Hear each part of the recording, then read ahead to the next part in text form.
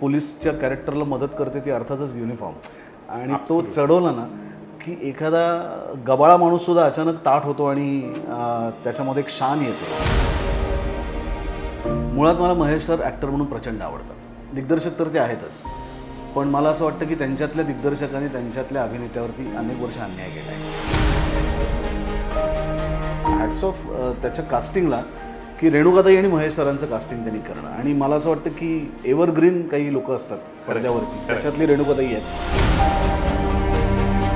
माझ्या पुढच्या पिढीतली अनेक उत्तम उत्तम कलाकार जे आहेत, तर मला असं वाटतं की त्यांच्याकडनं या पुढच्या काळात आपल्याला अपेक्षा करायला हरकत नाही. त्याच्यातला सिद्धार्थ आणि अभिजित एक आहे.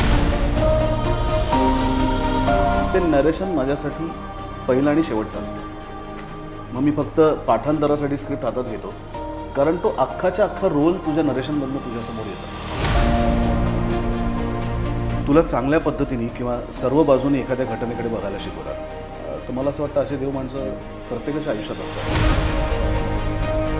की पोलीस कधीच कोणावर विश्वास ठेवत नाही. ते सगळेच त्यांच्यासाठी संशयित असतात. फॉर रवी सगळेच संशय. मोठेपणी काय करायचं असं आपण म्हणतो ना, लहानपणी प्रत्येकाला ट्रक ड्रायव्हर व्हायचं असतं, इंजिन ड्रायव्हर व्हायचं असतं, कंडक्टर व्हायचं असतं. आणि पण मोठेपणी काय करायचं असतं, तर मोठेपणी चित्रपट करायचं. जिथे मला अभिनय करता येतो ते प्रत्येक माध्यम माझ्यासाठी मनापासून आवडणारं आणि तितकंच प्रिय आहे.